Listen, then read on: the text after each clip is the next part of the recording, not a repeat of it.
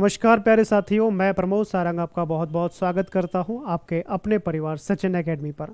शुभ संध्या, good evening, Radhe Radhe, Ram Ram सभी के लिए। सभी लोगों का दिल से स्वागत है।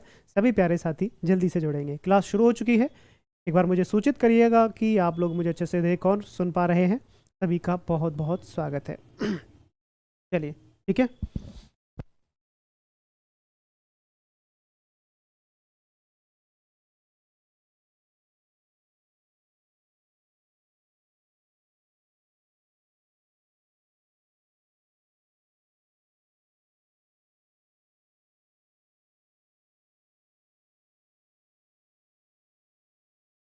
चलिए जी, बहुत बहुत स्वागत है दोस्तों। तो अपनी जो है प्रैक्टिस सेशन शुरू करते हैं, मज़ेदार वाला, बढ़िया वाला। अच्छा, ये बताइए कि सब लोग तैयार हैं? ठीक है, चलिए। सभी लोग जल्दी से जुड़ेंगे। बहुत बहुत स्वागत है सभी। ठीक है, चलिए। तो पैराग्राफ को पढ़ेंगे ध्यान से, पैराग्राफ को ध्यान से सुनेंगे और पैराग्राफ के बाद ही हम कुछ क्वेश्चन पर उनके आधार पर हल करेंगे। ठीक है। तो पैराग्राफ्स को से आपको पता है कि लगभग लगभग क्या 15 प्रश्न ही आते हैं। एक गद्यांश एक पद्यांश होता है। आज दोनों ही गद्यांश हैं।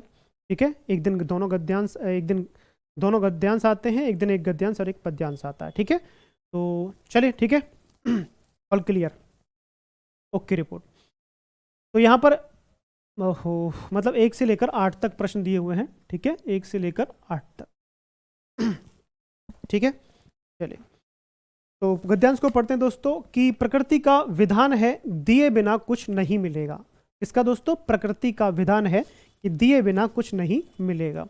और देने की प्रवृत्ति हो, देने की प्रवृत्ति मतलब किसी को हम जब कहते हैं ना कि बस लेना ही जाना हो, देना नहीं जानते। ठीक है, प्रवृत्ति हो तो उपलब्धियां और सफलताएं कदम चूमेंगी। मतलब हमारे मन में क्या रहता है, हम जैसे किसी से पैसे उधार ले लेते हैं और हमारा देने का मन नहीं होता है। ठीक है, हम उधार किसी को दे नहीं सकते, उधार ले लेते हैं, तो ये वाली प्रवृत्ति।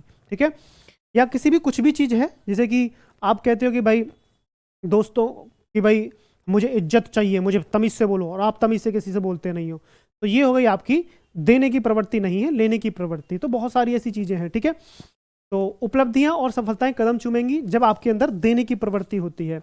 उपलब्धियां और सम्मान व्यक्ति को विशिष्ट पहचान दिलाते हैं। क्या दोस्तों? उपलब्धियां और जो सम्मान होते हैं व्यक्ति को विशिष्ट पहचान दिलाते हैं। तो ये उपलब्धियां जो होती हैं, ठीक है, और साथ में सम्मान जो होता है, ठीक है, दिलाते हैं, जो उसके सुचारू जीवन के लिए अपरिहार्य है। मतलब सुचारू जीवन के लिए अति आवश्यक है। अपरिहार्य का मतलब होता है बहुत जरूरी या महत्वपूर्ण कह सकते हैं। एक स्वतंत्र अस्मिता बतौर, स्वतंत्र अस्मिता मतलब एक पहचान, बतौर व्यक्ति तभी उभरेगा। मतलब एक स्वतंत्र पहचान कह सकते हैं इसको, बतौर व्यक्ति तभी उभरेगा जब उसने दूसरों की बेहतरी की ठान रखी हो।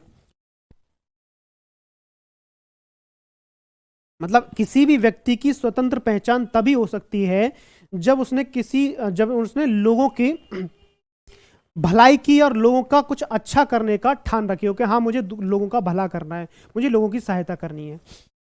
ठीक है, यानी उसमें देने का भाव मुखर हो। मतलब कहते हैं ना कि जैसे कि सर्दियों में हो सकता है आप कंबल बांट सकते हो, आप सर्दियों में कुछ इस तरह से काम कर सकते हो कि लोगों को कुछ देने का भाव आपके अंदर मन में हो। ठीक है, उपलब्धि के कारण में, उपलब्धि के प्रकरण में देने का स्थान लेने से उच्चतर और गरिमापूर्ण है। ठीक है, उपलब्धि जब भी मिलती है आपको जब आप उसको जो है किसी को देना ज्यादा पसंद करो लेने के बजाय। मतलब आप किसी से कुछ ज्यादा इच्छाएं नहीं रखनी चाहिए कि मुझे यहां से ये मिलने वाला है। तो वो इच्छाएं और वो उम्मीदें जब टूटती हैं तो बहुत दुख होता है, ये मैं महसूस कर सकता हूं। तो आपको क्या है कि किसी से उम्मीद मत करो कि मुझे यहां से मिलेगा। ठीक है, और आपको बस ये रखना चाहिए कि मुझे जो है देने का भाव होना चाहिए मन में। ठीक है, लेकिन स्मरण रहे शुरुआत देने से ही होगी। ठीक है, ये ध्यान रखने कि शुरुआत जो होगी वो देने से ही होगी।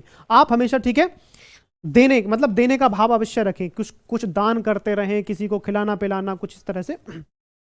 देने का परिप्रेक्ष्य धन या भौतिक वस्तुएं प्रदान, ठीक है, प्रदान करने से ही कहीं परे है। मतलब जो कहा गया ना कि देने का परिक्षेत्र जो है वो धन या भौतिक वस्तुएं, मतलब केवल धन देना ही या भौतिक वस्तुएं देना ही नहीं होता है। किसी को सम्मान देना, किसी को प्यार देना, किसी को आदर पूर्वक जो है स्मरण रखना, ये जो होते हैं ये होता है उनका भाव के साथ जो देने का मन होता है। ठीक है, रोग शोक या दुष्कर परिस्थिति से, कोई व्यक्ति रोग से परेशान है, कोई शोक से परेशान है, कोई दुष्कर परेशानी परिस्थितियों से, ठीक है, त्रस्त व्यक्ति की व्यथा धैर्य से सुनने मात्र से, अगर कोई दुखी है, परेशान है, बीमार है, गंभीर घटना उसके साथ घट गई है, उसकी समस्या को ध्यानपूर्वक अगर आप गंभीरता से, ठीक है, सुनने मात्र से ही जो है उसे राहत पहुंच जाती है, उसे आप राहत पहुंचा सकते हैं कि अच्छा यार ये बहुत सच में सुनकर बहुत दुख हुआ।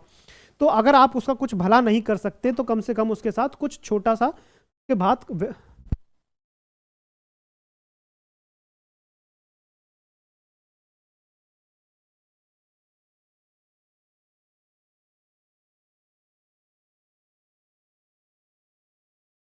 ठीक है, तो दोस्तों ध्यान रखना।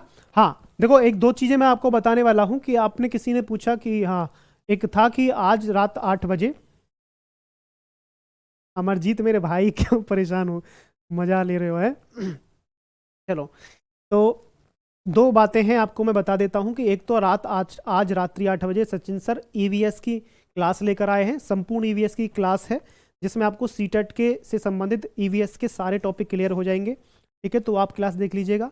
दूसरी खबर यह है कि किसी ने आपसे पूछा था कि टीजीटी हिंदी की क्लास कब से शुरू हो रही है, तो टीजीटी पीजीटी हिंदी की क्लास कल से शुरू हो चुकी है एप्लीकेशन पर, मैं ही पढ़ा रहा हूँ और 2:30 बजे से वो क्लास चल रही है, ठीक है, 2:30 बजे से वो क्लास चल रही है प्रतिदिन, यानी कि सोमवार से लेकर शुक्रवार तक वो क्लास चल रही है 2:30 बजे एप्लीकेशन पर, उस टीजीटी पीजीटी हिंदी की, मतलब सारे टीजीटी पीजीटी जितने भी सब्जेक्ट हैं, ठीक है, जिन्होंने कोर्स लिया हुआ है या लेने की इच्छा है वो जाके देख सकते हैं, ठीक है। मेरे भाई सैफी बिल्कुल स्वागत है आपका, ठीक है, मजा ले रहे हो मान जाओ। रोग शोक या दुष्कर परिस्थिति से त्रस्त व्यक्ति की व्यथा धैर्य से सुनने मात्र से आप उसे राहत पहुंचा सकते हैं, ठीक है, ये होता है, ठीक है।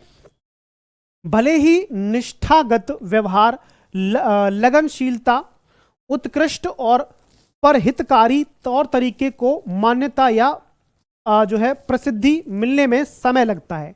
मान के चलिए यदि आप निष्ठागत व्यवहार कर रहे हैं, निष्ठा मतलब ईमानदारी से काम कर रहे हैं, लगनशील व्यक्ति हैं बिल्कुल, ठीक है, उत्कृष्ट और, ठीक है, परहितकारी मतलब दूसरे का हितकरण करने वाले, ठीक है, दूसरे के हितकारी काम, ठीक है, तौर तरीके, पीजीटी हिस्ट्री की नहीं है, टीजीटी एसएसटी है, टीजीटी साइंस है, टीजीटी मैथ है, टीजीटी इंग्लिश है, टीजीटी पीजीटी हिंदी है, ठीक है। तो तौर तरीकों को मान्यता या प्रसिद्धि मिलने में समय लगता है, यानी कि इन सभी को अगर कोई व्यक्ति काम करे, मान के चलिए मैं ईमानदारी से काम कर रहा हूं, मैं बिल्कुल लगनशील तरीके से काम कर रहा हूं, मैं बिल्कुल उत्कृष्ट यानी कि अच्छा श्रेष्ठ काम कर रहा हूं, दूसरों के हित के लिए काम कर रहा हूं, उन तरीकों से काम करने के लिए मुझे समय ज़्यादा लग सकता है, मतलब मुझे प्रसिद्धि करने में ज़्यादा समय लगेगा, ये बस ये बात है। मतलब होता है ना कि अगर मेहनत ईमानदारी से काम करोगे तो आपको समय तो ज़्यादा लगेगा लेकिन एक दिन आपकी प्रसिद्धि जरूर होगी, ठीक है। और अगर आप गलत तरीके से काम करोगे तो 2-4 दिन में ही फेमस हो जाओगे, न्यूज़ में खबर आएगी उस गांव के, उस शहर के, उस गांव के इस नाम के व्यक्ति ने ये कांड किया, ये चोरी करते पकड़े गए और ये जो है इस तरह से, मतलब जो भी है, ठीक है। हाँ, टीजीटी पीजीटी का आर्ट का कोर्स नहीं है, नीतू जी को आर्ट का कोर्स नहीं है, चलिए ठीक है। तो बात समझ में आई, प्रसिद्धि मिलने में समय लगता है, इस तरह का काम करने में, प्रसिद्धि प्राप्त करने में समय लग सकता है, पर न भूले, पर यह भूलना नहीं चाहिए कि आपकी मंशाओं, मंशा मतलब इच्छाओं, सोच और कार्यों की पड़ताल का सिलसिला जारी रहता है। सोच मतलब जो आपकी सोच है, जो आपके काम है, उसका पड़ताल का सिलसिला, यानी कि आपके जो इन अच्छे कामों का जो हिसाब है वो कहीं ना कहीं लिखा जा रहा है। इस चीज को तो मानते हो ना, आपके अच्छे कामों का और बुरे कामों का हिसाब कहीं ना कहीं लिखा जा रहा है, आप इस बात को मत भूलना, ठीक है। पीजीटी संस्कृत नहीं है जी, ना टीजीटी संस्कृत ना टीपी, ठीक है। अब यहां से प्रश्न बनता है दोस्तों, ये पीपीटी बनाने में मुझे 2.5 घंटा लगता है, सुबह 10 बजे से 12:30 बजे तक मैं पीपीटी बनाता हूं और 2.5 घंटा लगता है दोस्तों इस पीपीटी को बनाने के लिए, अपने इन पर्सनल हाथों से मैं पीपीटी बनाता हूं। लेखक ने, ताकि आपको कुछ अच्छा लगे, देखने में इंटरेस्ट आए, रुचि हो आपके अंदर, जो रुचि जागृत हो, चले, तो लेखक ने किसी से कुछ प्राप्त करने की तुलना में किसी के लिए कुछ करने के भाव को किस तरह, किस स्थान पर रखा है। विशिष्ट पर, उत्कृष्ट पर, उच्चतर पर या श्रेष्ठतम पर। तो अगर हम ठीक है किसी से कुछ प्राप्त करने की तुलना में किसी के लिए कुछ करने का भाव अगर रखते हैं तो वो लेखक ने किस स्थान पर रहा है, विशिष्ट पर, उत्कृष्ट पर, उच्चतर पर या श्रेष्ठतम पर। देखो देखो यहां पर दोस्तों कहा गया है, ठीक है, यहां पर कहा गया कि दिए बिना कुछ लेने का जो है उपलब्धि, सम्मान, विशिष्ट पहचान होती है, उसे सुचारू जीवन के पर्याय जो है स्वतंत्र पहचान के लिए बेहतरी, इसमें था वो, ठीक है, यहां था। उपलब्धि के प्रकरण में देने का स्थान लेने से उच्चतर है, ठीक है, उच्चतर और गरिमापूर्ण है। गरिमापूर्ण का मतलब होता है दोस्तों, गरिमा का मतलब होता है गर्वपूर्ण, ठीक है। तो दोस्तों इसका उत्तर क्या हो जाएगा, बताइए फटाफट से, ठीक है। देने का जो भाव है लेने से कितना कैसा होता है, उच्चतर, श्रेष्ठ, गरिमापूर्ण कैसा होता है, ठीक है। तो कैसा होता है दोस्तों, उच्चतर होता है, ठीक है। यहां पर मैंने अभी आपको दिखाया कि उच्चतर होता है, ठीक है। आगे बात समझ में, कैसा होता है, उच्चतर होता है, उत्कृष्ट नहीं है। काम उत्कृष्ट होता है, वो जो स्थान है वो उच्चतर होता है, कि देने का स्थान लेने से उच्चतर और गरिमापूर्ण है, तो उच्चतर इसका उत्तर हो जाएगा, ठीक है। चलिए, गद्यांश के अनुसार व्यक्ति को विशिष्ट पहचान मिलती है, कब मिलती है, गद्यांश के अनुसार व्यक्ति को विशिष्ट पहचान कब मिलती है। मोहम्मद सामी की तो आपने कहानी सुनी होगी, ठीक है। एक वो डांसर थी, चीयर लीडर थी, चीयर लीडर डांसर थी, उससे विवाह किया मोहम्मद सामी ने, और मोहम्मद सामी को उसने ठुकरा दिया क्योंकि इनके बाल उड़ चुके थे, और मोहम्मद सामी ने ठुकरा के मेरा प्यार मेरा इंतकाम देखेगी। मोहम्मद सामी ने अपने ऊपर काम किया, मेहनत की, पूरा जोर लगाया, और आज देखो इनको अर्जुन पुरस्कार मिला है, ठीक है। इनको एक दो दिन पहले ही, कल शायद कल या परसों, अर्जुन पुरस्कार मिला है इनको। तो ये है उनकी मेहनत। मतलब क्या है दोस्तों, कि जब हमें गद्यांश के अनुसार व्यक्ति को विशिष्ट पहचान कब मिलती है, लेन देन के व्यवहार से, सुचारू जीवन जीने से, भौतिक वस्तुओं की उपलब्धता से, या उपलब्धि और सम्मान से। तो विशिष्ट पहचान कब मिली दोस्तों, मोहम्मद सामी को विशिष्ट पहचान कब मिली, जब उसने उपलब्धियां प्राप्त की, जब 5-5, 6-6, 7-7 विकेट लिए एक मैच में, और फिर इनको अर्जुन पुरस्कार मिला। तो आज इनकी क्या है, विशिष्ट पहचान है, विशिष्ट सम्मान है, ठीक है। क्या है दोस्तों, इनकी आज एक विशिष्ट पहचान बन चुकी है भारतीय क्रिकेट में। आगे बात समझ में, चलिए सफलता के लिए क्या होना जरूरी है दोस्तों।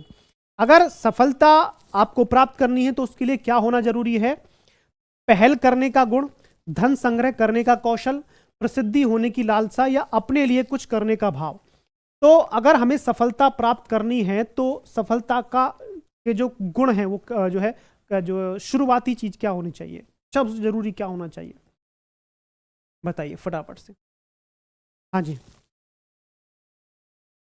तो सफलता के लिए सबसे जरूरी चीज क्या है, अगर आपको सफलता प्राप्त करनी है, मतलब अगर आपको टीचर बनना है, सीटेट पास करना है, आईएएस पीसीएस बनना है, या अपने राज्य का कोई अच्छा अधिकारी बनना है, तो दोस्तों सबसे जरूरी क्या है, एक शुरुआत करनी चाहिए। क्या करनी चाहिए, शुरुआत करनी चाहिए। इसका मतलब हो गया कि पहल करना जरूरी, ठीक है। पहल करने का गुण मतलब शुरुआत तो करो कम से कम। अब कुछ लोग सी उत्तर लगा रहे हैं, मतलब प्रसिद्धि होने की लालसा, मतलब लालच, प्रसिद्ध होने का लालच आपको सफल बनाएगा क्या, नहीं। शुरुआत आपके अंदर गुण होना चाहिए कि आप शुरुआत करें, ठीक है। रीस्टार्ट रीस्टार्ट रीस्टार्ट, देखिए ना 12th फेल, रीस्टार्ट, शुरुआत तो करो कम से कम, पढ़ना तो शुरू करो। अरे चांस मार के तो देखो, एक बार ट्राई करके तो देखो, हो सकता है पहली बार में ही आपका सिलेक्शन हो जाए, है, हो सकता है ना। नहीं हुआ तो दूसरी बार में रीस्टार्ट करो, नहीं हुआ तो तीसरी बार में फिर रीस्टार्ट करो, रीस्टार्ट करते रहो, पढ़ते रहो बार बार। इस बार सीटेट नहीं हुआ तो इस बार हो जाएगा, इस बार नहीं हुआ तो अगली बार होगा। बीपीएससी में भी ऐसी कई बार बच्चों का कई सिलेक्शन हुआ, और 3-3 में हुआ है। हिंदी वाले विद्यार्थियों का भी और अच्छा भी रिजल्ट आया, और अरबी विषय का किसी का 6 से 8 में, 9 से 10 और 11 से 12 तीनों में भी हो गया, एक ही कंटेंट पढ़ाने से ही भाई साहब। देने के भाव में क्या शामिल नहीं है, तो दोस्तों देने के भाव में क्या शामिल नहीं है? भौतिक वस्तुओं का दान, रोग संतप्त व्यक्ति की सेवा, शोकग्रस्त व्यक्ति की सहायता, किसी भी बात को ध्यान से सुनना। तो अगर हम कहें कि देने के भाव में इनमें से क्या चीज शामिल नहीं है, बताइए। देने के भाव से इनमें क्या चीज शामिल नहीं है?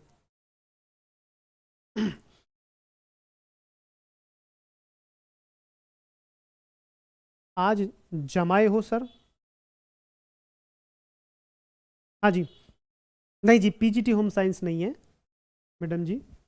चलिए बताइए। तो दोस्तों देने के भाव में दोस्तों भौतिक वस्तुएं नहीं होनी चाहिए, ठीक है। भौतिक वस्तुओं का दान जो है कि आप मुझे कोई आईफोन दे दे, आहा हा मौज आ जाएंगी, आज मुझे कोई जो है लैपटॉप दिलवा दे, आज मुझे कोई स्कूटी दिलवा दे, ये देने का भाव नहीं होता। ये तो क्या है? लालच है। और इन्हीं भौतिक वस्तुओं के लालच में हम जो है बहुत सारे अपराध कर बैठते हैं दोस्तों। तो हमें इन चीज़ों से बचना चाहिए। भौतिक वस्तुओं में देने का भाव नहीं होता। यदि हम किसी व्यक्ति के रोग परेशानी में उस व्यक्ति की सेवा करें तो ज़्यादा बेहतर है, ये भी देने का भाव है। शोकग्रस्त व्यक्ति की अगर हम सहायता करें तो भी हमारा भाव अच्छा रहेगा। किसी बात को ध्यान से अगर सुन लें, किसी की बात को, दुख से पीड़ा से कोई ग्रस्त है, उस व्यक्ति की बात को ध्यान से अगर हम सुन लेते हैं और उससे धीरज बंधाएं कि धैर्य रखो भाई, कोई बात नहीं, ईश्वर जो करता है उसके जो है वो हमारे बस में नहीं होता, ये सब ऊपर वाले की मर्जी होती है। तो ये चीज़ें हम उसके साथ करें, कहें और उसके दुख में हम शामिल हों, तो हम जो है बहुत काम कर रहे हैं। फिर भी हम जो है देने का भाव हमारे आता। मेरे भाई सैफी मान जाओ, काय को टमाटर टमाटर या बार बार कहलवा रहे हो। चलिए गद्यांश में प्रकृति के किस विधान पर बल दिया गया है? दूसरों से लेते रहने का भाव, लेन देन में बराबरी का हिसाब, अपनी विशिष्ट पहचान बनाने की इच्छा, या दूसरों के लिए कुछ करने का भाव। तो प्रकृति के किस विधान पर बल दिया गया है इस गद्यांश के अंदर? कौन सा विधान है दोस्तों जो प्रकृति कहती है? History, TGT? टीजीटी हिस्ट्री नहीं होती है, टीजीटी एसएसटी होती है, जिसमें हिस्ट्री, पॉलिटी, ज्योग्राफी, इकोनॉमिक्स चारों विषय कंबाइंड आते हैं। तो वो एसएसटी में हिस्ट्री आ जाती है। पीजीटी हिस्ट्री होती है, तो वो नहीं है, टीजीटी एसएसटी चल रहा है, ठीक है। तो दोस्तों देने के भाव में प्रकृति के किस विधान की बात की गई है यहां पर? तो प्रकृति का दोस्तों यहां पर दूसरों के लिए कुछ करने का भाव, ठीक है दोस्तों, दूसरों के लिए कुछ करने का भाव इसमें रहता है, ठीक है। चलिए बहुत बढ़िया, डी उत्तर आ रहा होगा, ठीक है, डी उत्तर आ रहा ना। दूसरों के लिए कुछ करने का भाव हमारे मन में होना चाहिए। दान पुण्य करते रहना चाहिए, किसी भी तरह से दान हो सकता है दोस्तों, ठीक है। बताइए, ओके रिपोर्ट है? चलिए बहुत बढ़िया। भाई ये वाला मत करना, विशिष्ट पहचान की इच्छा नहीं रखनी चाहिए। जब आप कुछ अच्छा करोगे तो आपकी पहचान अपने आप बनेगी। ध्यान से आई बात समझ में? जब कुछ अच्छा करोगे तो पहचान आपकी अपने आप बन जाएगी। ये इच्छा मत करिए, ये लालच है, ठीक है। प्रसिद्धि होना एक लालच है। निम्नलिखित में से कौन सा शब्द विशेषण नहीं है? कौन सा शब्द विशेषण नहीं है? स्वतंत्र, उपलब्धि, भौतिक या विशिष्ट? तो इसमें से कौन सा शब्द विशेषण नहीं है? और विशेषण क्या होता है दोस्तों? विशेषण मैं आपको बता देता हूं, ठीक है। संज्ञा या सर्वनाम की विशेषता बताने वाले शब्द, ठीक है। संज्ञा या सर्वनाम की विशेषता बताने वाले जो शब्द होते हैं वो विशेषण कहलाते हैं, ठीक है। जो किसी भी संज्ञा या सर्वनाम की विशेषता बताते हैं वो शब्द संज्ञा, सर्वनाम विशेषण कहलाते हैं, ठीक है। तो दोस्तों यहां पर विशेषण कौन सा नहीं दोस्तों? स्वतंत्र भारत। अगर विशेषण की पहचान करनी है तो उसके बाद ना आप संज्ञा शब्द लगाओ। जैसे स्वतंत्र भारत तो विशेषण हुआ, स्वतंत्र लोग, स्वतंत्र देश, स्वतंत्र जनता। विशिष्ट वस्तु तो ये भी एक विशेषण हुआ, ठीक है। भौतिक वस्तु तो ये भी एक विशेषण हो गया, तो ये तीनों तो विशेषण हो गया। विशेषण की पहचान कैसे करते हैं? विशेषण के बाद आप कोई संज्ञा शब्द रख दो, अगर वो मैच कर रहा है तो वो विशेषण हुआ, अन्यथा वो संज्ञा या कोई और शब्द हो सकता है। जैसे कि उपलब्धि। उपलब्धि क्या है दोस्तों? एक प्रकार की भाववाचक संज्ञा है। कैसी है दोस्तों? भाववाचक संज्ञा है, ठीक है, उपलब्धि। ठीक है, आगे बात समझ में? भाववाचक संज्ञा, ठीक। आगे बढ़ते हैं। प्रकरण शब्द का अर्थ क्या है दोस्तों? प्रकरण परिच्छेद, विषय, अनुच्छेद या अध्याय। इस प्रकरण में या ये चीज दी गई है, इस प्रकरण में ये है। शुक्ल जी के इतिहास के, हिंदी साहित्य के इतिहास के आदिकाल के तीसरे प्रकरण में वीरगाथा काल की चर्चा है। तो प्रकरण शब्द क्या है? कॉमर्स पीजीटी नहीं है, ठीक है। वो सचिन सर की वीडियो देख लेना आप लोग एक बार, जो D+V का जो बैच लॉन्च हुआ था, ठीक है। तो उससे क्या हो जाएगा ना, आपको पता चल जाएगा कि कौन कौन से टीजीटी बैच शुरू हुए हैं, ठीक है। और मैंने बताया कि हिंदी है, इंग्लिश है, SST है, मैथ और साइंस, ये 5 विषयों के टीजीटी बैच निकले हैं। और यदि आप मेरा टीजीटी का बैच लेते हो तो वो आपका पीजीटी में भी काम आ जाएगा, इतना मैं आपको बता रहा हूँ, ठीक है। पीजीटी इंग्लिश का मैं नहीं कह सकता, क्योंकि वो मैम ही बताएंगी। इंग्लिश वाली मैम से पूछ लेना आप उनकी क्लास में कि वो जो टीजीटी इंग्लिश वाला बैच है, क्या वो पीजीटी इंग्लिश में काम आ जाएगा, तो बता देंगे आपको, ठीक है। चलिए दोस्तों, ठीक है। तो प्रकरण का मतलब होता है दोस्तों विषय, ठीक है। प्रकरण का मतलब विषय होता है। परिच्छेद, अनुच्छेद, अध्याय, ये अलग चीजें हैं, ठीक है। अनुच्छेद जो होता है किसी एक विषय का छोटा भाग होता है, ठीक है, ठीक है। और परिच्छेद एक तरीके से और छोटा आकार, हम इसको कह सकते हैं, किसी भी छोटे तथ्यों को जोड़कर जो चलता है, ठीक है। अध्याय होते हैं वही चैप्टर, और विषय, प्रकरण को ही विषय कहा जाता है, ठीक है। इस प्रकरण में इसकी चर्चा की गई, मतलब इस विषय में, ठीक है। चलिए आगे बढ़ते हैं। ... परिजन की व्यथा धैर्य से सुनने मात्र से आप उसे राहत पहुंचाते हैं। धैर्य से सुनने वाले व्यक्ति के लिए उपयुक्त विशेषण क्या होगा? धैर्य से सुनने वाले व्यक्ति के लिए उपयुक्त विशेषण, मतलब सही विशेषण क्या होगा? धार्मिक, ध्यानी, अधीर, धैर्यवान। यानी कि अगर कोई व्यक्ति धैर्य से किसी की बात सुनता है तो दोस्तों उसको विशेषण के रूप में हम कैसे रखेंगे? उसका विशेषण क्या होगा? पीजीटी बायोलॉजी भी नहीं है, टीजीटी साइंस निकला है केवल, ठीक है। पीजीटी तो का तो कोई भी बैच नहीं है, केवल टीजीटी के ही है वैसे तो। पर मेरे टीजीटी बैच से आपका पीजीटी हिंदी क्लियर हो जाएगा। इतना तो है पक्का, गारंटी दे रहा हूं मैं इस बात की। बाकी टीजीटी पीजीटी का मुझे नहीं पता। बाकी जो मैंने आपको 5 विषय बताए हैं टीजीटी के, वो लॉन्च हुए हैं D+V में, ठीक है। और आपको पता है कि सचिन सर ने एक मीटअप रखा है 3 मार्च का बिहार में, पटना के अंदर। तो मीटअप में हमारी सचिन एकेडमी की पूरी टीम आप बिहार वाले विद्यार्थियों से बिहार में मिलने आएगी 3 मार्च को, ठीक है। और आज रात 8 बजे सचिन सर की EVS की क्लास है, सीटेट के विद्यार्थियों के लिए, जो फर्स्ट पेपर है EVS की क्लास है, उसमें पूरी EVS कवर हो जाएगी। अगर आप विद्यार्थी जो भी फर्स्ट पेपर देना चाहते हैं वो EVS की क्लास में जरूर ज्वाइन करें, ठीक है। दोस्तों धैर्य से जो व्यक्ति काम करता है उसे धैर्यवान कहते हैं, ठीक है, ठीक है। धैर्य से जो काम करने वाला व्यक्ति होता है तो धैर्यवान कहते हैं, ठीक है। जो धर्म से जुड़ा होता है, ठीक है, धर्म से जुड़ा हुआ जो होता है दोस्तों, उसे धार्मिक कहते हैं,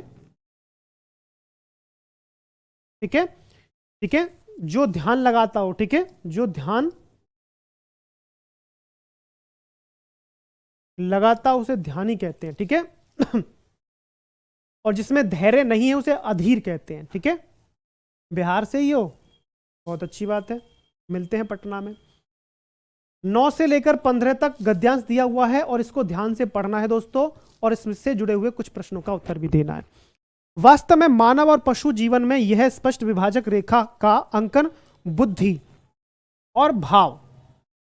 तो मनुष्य और पशु में विभाजक रेखा क्या है? बुद्धि और भाव, ठीक है। मानव की सुरुचियां मतलब अच्छी रुचियां भी उसे पाश्चात्य स्थितियों में अलग करती हैं। पाश्चात्य मतलब हो गया पाश्विक, पशु की प्रवृत्ति से अलग करती है। अच्छी रुचियां मतलब क्या अच्छा खाना पसंद है, किस तरह से रहना पसंद है। तो मनुष्य की जो अच्छी रुचियां होती हैं वो भी पाश्विक वृत्ति से, पशु की वृत्ति से अलग करती हैं मनुष्य को। यो सामान्य कलात्मकता के दर्शन हमें पशु पक्षियों के जीवन में भी होते हैं। मतलब सामान्य कलात्मकता मतलब पशु पक्षी भी कुछ कलात्मक काम कर देते हैं। पशु पक्षी भी कलात्मक काम करते हैं ना। अब कैसे कलात्मक काम करते हैं पशु पक्षी भी, जो मनुष्य भी नहीं कर सकता। देखो भला, पशु पक्षियों के जीवन में भी होते हैं। चींटियां अपने सूक्ष्म बिलों के भीतर जिस प्रकार की किलेबंदी करती हैं, चींटियां अपने छोटे से बिल के अंदर क्या करती हैं, किलेबंदियां, घर बनाती हैं ना। पहाड़ सा ढेर लगाती हैं देती हैं चींटियां, नीचे अंदर से मिट्टी खोद खोद के ऐसे ढेर लगा देती हैं, जैसे कि चारों तरफ पहाड़ से घिरा हुआ कोई टीला हो, कोई गांव हो। ठीक है, किलेबंदी करती हैं, वही उनकी कलात्मकता का ही परिचय है। ठीक है, चींटियां भी एक कलात्मक रूप से काम करती हैं। ठीक है, आगे क्या है दोस्तों, दीमक जो किसी स्थान पर लगकर उसे भीतर ही भीतर खोखला कर देती है, उसका अपना भीतरी पर्यावरण अत्यंत कलात्मक होता है। तो दीमक भी अपने घर के अंदर कुछ जो बनाती है। पटना में अभी ये डिसाइड नहीं किया गया है, वो बता दिया जाएगा आपको। 3 मार्च का अभी बहुत समय है, तो बस अभी भी आप सीटेट पर ध्यान दीजिए, अपने पेपर पर ध्यान दीजिए। पेपर के बाद या किसी जब इवेंट होगा तो आपको बता दिया जाएगा। मैंने आपको पूर्व सूचना फिलहाल दे दी है।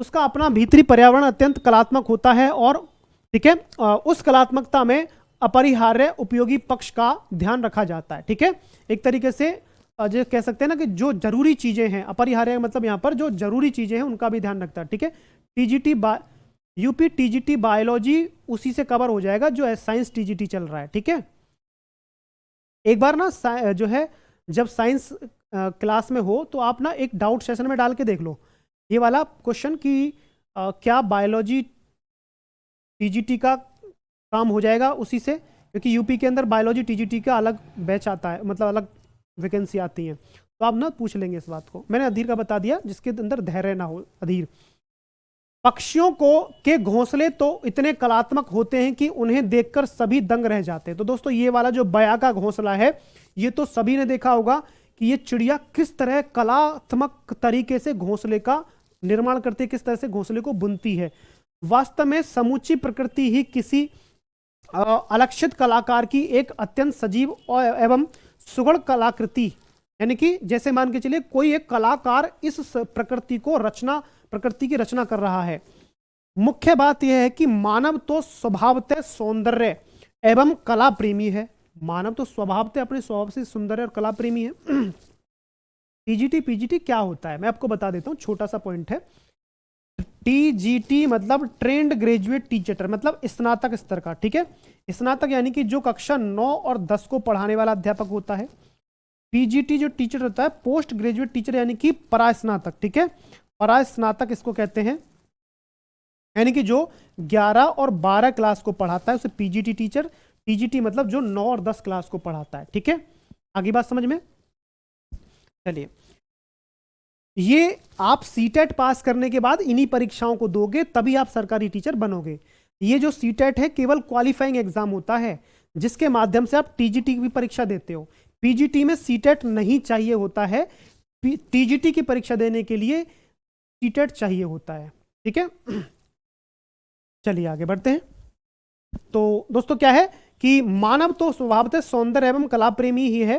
ठीक है, पशु पक्षी तथा संस्कृति के अन्य रूप में अनवरत मतलब लगातार, ठीक है,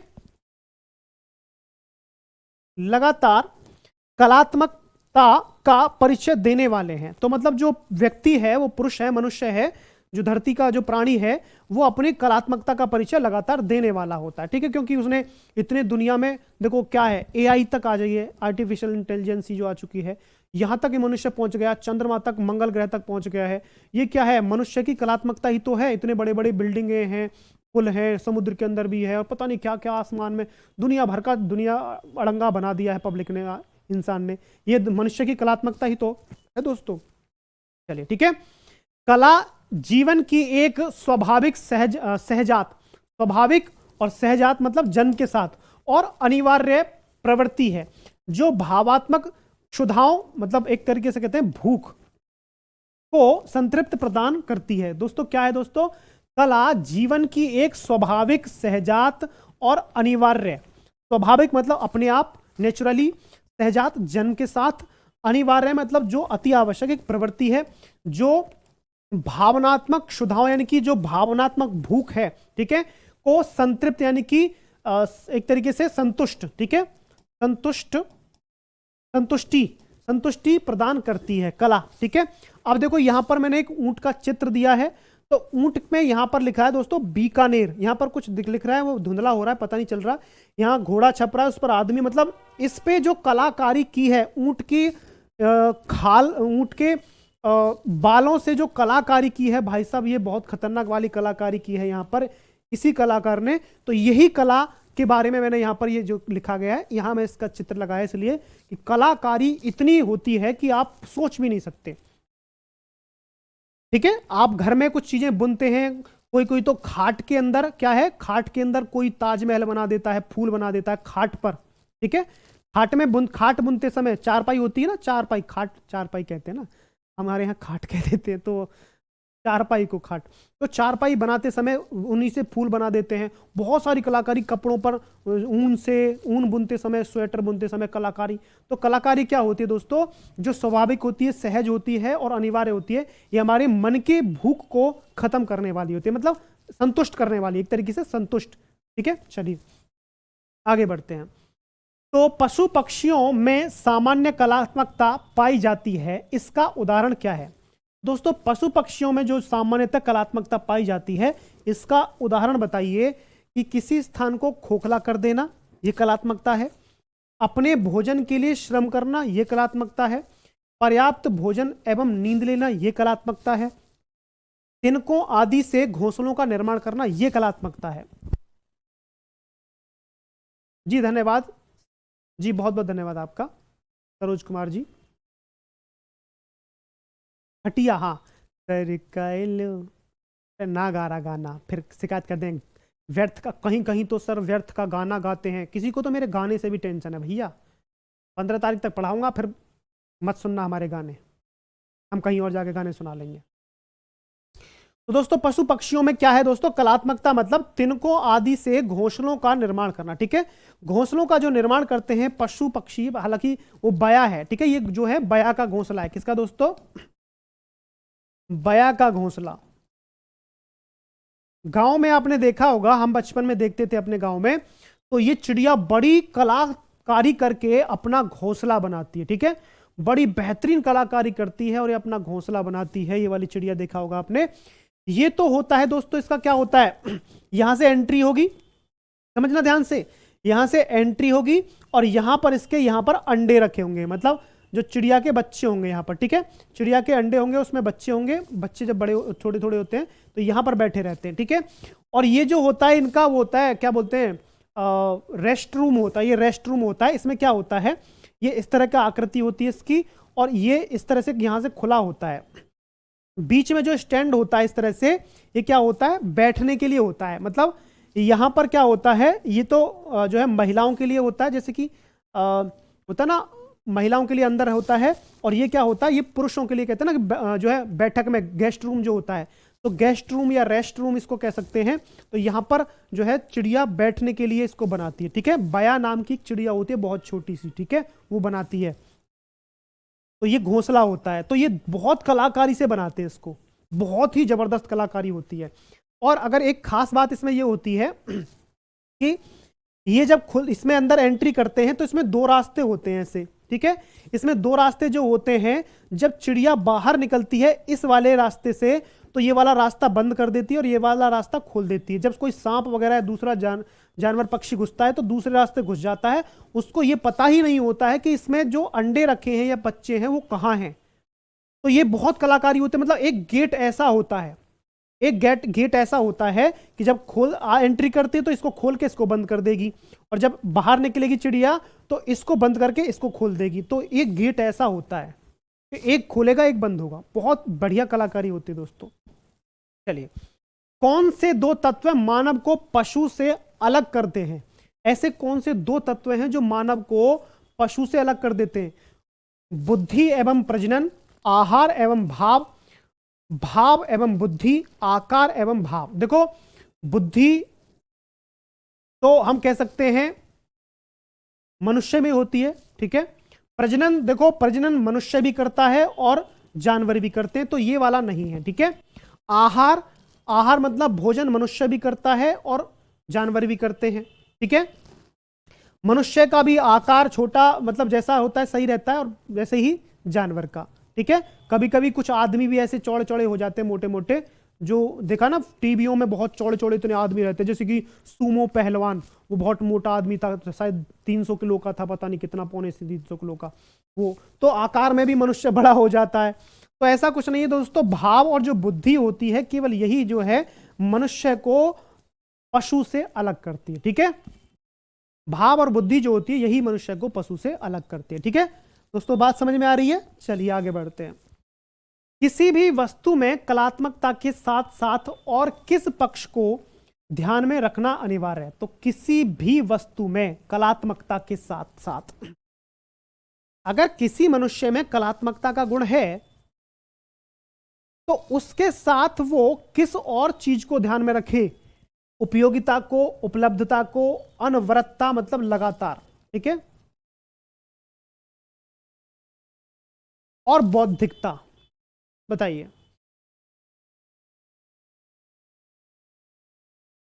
हाँ जी,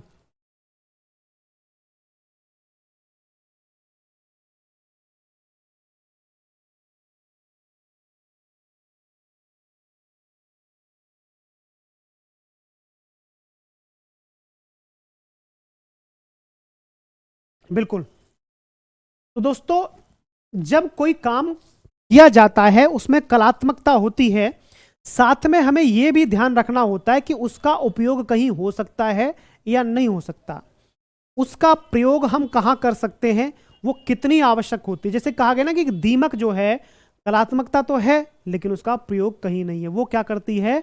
वो विध्वंस करती है, वो नाश करती है, वो निर्माण नहीं करती है। जो दीमक होती है, दीमक में भी तो कलात्मकता होती है ना, लेकिन उसके साथ में ये ध्यान रखना चाहिए, इसमें दीमक का परिचय दिया हुआ, देखो कहां दिया हुआ है। दीमक जो किसी स्थान पर लगकर उसे भीतर ही भीतर खोखला कर देती है, उसका अपना भीतरी पर्यावरण अत्यंत जो है कलात्मक होता है उसका कलात्मकता में अपरिहार्य उपयोग, ठीक है, उपयोगी पक्ष का ध्यान रखा जाता है। तो क्या है? उपयोगी पक्ष नहीं है इसमें। कलात्मकता तो है दीमक के अंदर लेकिन उपयोगी पक्ष नहीं है। जब हम कुछ काम कर रहे होते हैं, जब हमारे अंदर कोई कलात्मकता होती है, उसका कितना उपयोग हम कर सकते हैं, इस चीज को भी ध्यान में रखना चाहिए, ठीक है। आगे बात समझ में? चलिए, हाँ ये था ना, हाँ कहा था ये वाला, तो उपयोगी पक्ष, ठीक है। तो ये उपयोगी पक्ष है यहां पर, ठीक। अगला प्रश्न, गद्यांश में दीमक की किस विशिष्टता की बात की गई है? गद्यांश में दीमक की किस विशिष्टता की बात? पेडागोजी अभी 15 प्रश्न के बाद आएगी, आप निश्चिंत रहिए, मैं बताऊंगा, पढ़ाऊंगा। ये बहुत छोटी कीट है, ये सभी समूहों में रहते हैं, ये अपना घर बहुत कलात्मक तरीके से बनाते हैं, ये मानव जाति को नुकसान पहुंचाते हैं। तो कौन सी बात यहां पर की गई है?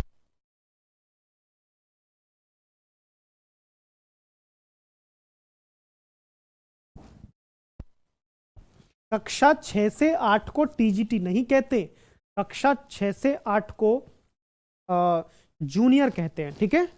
जूनियर सुपर टेट या जूनियर क्लासेस कहते हैं। पीआरटी होती है कक्षा 1 से 5 तक, ठीक है, पीआरटी कक्षा 1 से 5 तक होता है, जूनियर 6 से 8, टीजीटी 9 से 10, पीजीटी 11 से 12, ठीक है। ध्यान से रख लेना, लिख लो इन चीजों को, इन सबके पेपर अलग अलग होते हैं, ठीक है, सबके पेपर अलग अलग लेवल के होते हैं। तो दोस्तों यहां पर दीमक के ये अपना घर बहुत कलात्मक तरीके से बनाते हैं, ठीक है, ये अपना घर बहुत कलात्मक तरीके से बनाते हैं। गद्यांश के अनुसार संस्कृति शब्द का क्या अर्थ है? बताइए। संस्कृति, सृष्टि, धारा, प्रवाह या क्रम। अगर यहां पर संस्कृति शब्द आया है तो उसमें हम इसको पढ़ लेते हैं एक बार फिर से, ठीक है। संस्कृति शब्द कहां आया है उसको पूरा वाक्य पढ़ेंगे तब हमें पता चलेगा, ठीक है।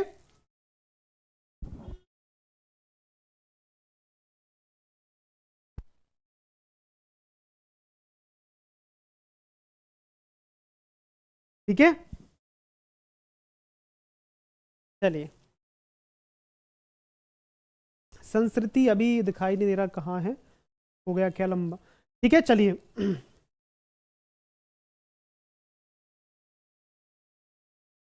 आपको दिख रहा है कहीं, बताइए मुझे, आप इतने हजार लोग हो, बताइए, आप कई हजार आंखें होगी ना, दुगनी आंखें होगी, तो देखिए जरा एक बार अपनी दोनों आंखों से देखिए कृपया।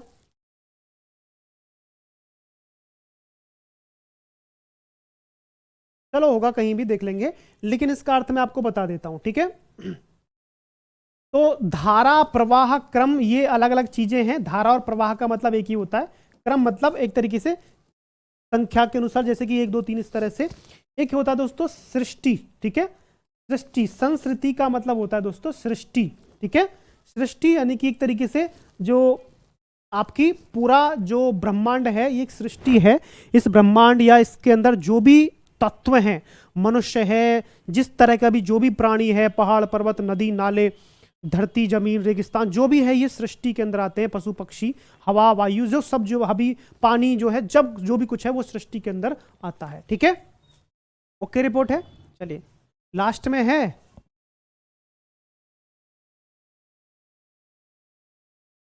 अच्छा होगा, चलो कोई नहीं, ठीक है, मैंने आपको बता दिया।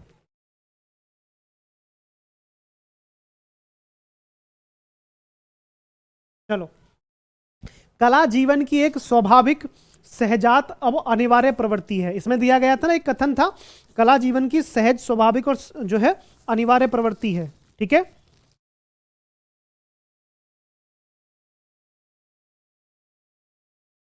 कला के लिए एक जो है एक सर्वाधिक उपयुक्त विशेषण का चयन करें। दृढ़, सरस, वृहत या तीव्र, मतलब एक विशेषण शब्द का प्रयोग करना किसके लिए, कला के लिए। कला जीवन की एक स्वाभाविक सहजात और अनिवार्य प्रवृत्ति है, ये इसके अंदर से वाक्य उठाया गया है। तो दोस्तों वाक्य जो उठाया गया है इसमें पूछा गया है, जो कला शब्द है एक संज्ञा शब्द है, ठीक है, कला एक संज्ञा शब्द है, और इस संज्ञा शब्द की कला की का के लिए जो सही विशेषण होगा वो कौन सा होगा। हाँ जी, ना वो जैसा है वैसा ही लिखा हुआ है इसमें, वैसा ही लिखा हुआ है, ठीक है, गद्यांश में वैसा ही लिखा हुआ है। तो दोस्तों समझिए ध्यान से, सरस, दृढ़ कला नहीं होगी, वृहत कला नहीं होगी, तीव्र कला नहीं हो सकती, सरस कला, सरस मतलब एक तरीके से मधुर सरल कह सकते हैं, बिल्कुल सरस मत का मतलब होता है रस सहित, ठीक है, स जमा रस, यानी कि रस सहित, ठीक है, सरस का मतलब हो गया रस सहित, ठीक है, आगे बात समझ में, रस सहित। ओके रिपोर्ट, सरस का मतलब हो जाएगा रस सहित, ठीक। जो भावात्मक क्षुधाओं, ठीक है, को संतृप्त प्रदान करती है, ठीक है, संतृप्ति प्रदान करती है। तो भावात्मक क्षुधाएं यानी कि क्षुधा मतलब कह सकते हैं एक तरीके से भूख जो होती है, ठीक है, भूख या इच्छा, इसको इच्छा ही शब्द यहां पर ज्यादा बेहतर लगेगा, क्योंकि भूख जो होती है वो जैसे धन की भूख, धन की इच्छा, ठीक है, और भौतिक वस्तुओं की भूख, भौतिक वस्तुओं की इच्छा, तो ऐसी यहां पर इच्छा को हम यहां पर रख सकते हैं। भूख का मतलब केवल खाना खाने से नहीं होता है, भूख का मतलब होता है आपके अंदर क्या जिज्ञासा है, मतलब आपको प्राप्त करने की जो अंदर एक तीव्र इच्छा होती है, उसको भूख कहा जाता है। तो भावात्मक जो क्षुधाएं हैं, भूख है, उसको संतृप्ति प्रदान करती है। तो इसमें भावात्मक क्षुधाओं का मतलब है ज्ञान की खोज, आहार एवं पोषण की खोज, सौंदर्य बोध या बौद्धिक चिंतन। तो कौन सा इसके अंदर आएगा बताइए। तो आहार एवं पोषण की खोज तो है नहीं इसमें, ठीक है, इसके लिए तो मनुष्य और जीव जंतु बने नहीं है कि खाओ पियो और मर जाओ, ऐसा तो है नहीं भाई, ठीक है। तो यहां पर जो दोस्तों लिखा गया है ना, इस वाक्य के अंदर देखो, यहां इस वाक्य को पढ़ो आप ध्यान से, कि कला जीवन की एक स्वाभाविक सहज और अनिवार्य प्रवृत्ति है जो भावात्मक क्षुधाओं को संतृप्ति प्रदान करती है, यानी कि भावात्मक इच्छाओं को संतुष्टि प्रदान करती है, ठीक है। तो कला के लिए बोला गया, ठीक है, यहां पर कला के लिए बोला गया है, तो ये कला वाले शब्द से ही आएगा आपका, ठीक है। किससे आया है, किससे, और कला कहाँ आएगा, सौंदर्य बोध में आएगा, ठीक है। सौंदर्य बोध के अंदर कला आती है। सौंदर्य बोध का मतलब होता है सौंदर्य कला से जुड़ा हुआ शब्द, ठीक है। सौंदर्य मतलब सौंदर्य प्रेमी, ठीक है। सौंदर्य मतलब कला, ठीक है। क्योंकि जब कलात्मक तरीके से आप किसी काम को करोगे तो उसमें सुंदरता तो आएगी ही। सौंदर्य बोध का मतलब है कि आप सुंदरता यानी कि सौंदर्य को जानने वाले हैं, कला को जानने वाले हैं, ठीक है। तो सौंदर्य बोध मतलब सौंदर्य यानी कि कला की समझ रखने वाला, ठीक है, कला की समझ। निम्नलिखित में से कौन सी शास्त्रीय भाषा नहीं है। तो शास्त्रीय भाषा दोस्तों मैंने 6 बताई थी शायद किसी क्लास में, और शास्त्रीय भाषा कौन सी होती है दोस्तों, इसका भी मैंने वर्णन किया गया है, आगे लिखा है। शास्त्रीय भाषा दोस्तों कुल मिलाकर 6 होती हैं, और शास्त्रीय भाषा वो होती हैं जो जिसका इतिहास लगभग 500 से 1500 से लेकर 2000 वर्ष पुराना हो लगभग, ठीक है। नहीं बेटा जी, जिसका कमेंट दिख जाता है मैं देख लेता हूं, जिसका नहीं पल्ले पड़ता है वो छूट जाता है। अब नाराज ना हुआ करो।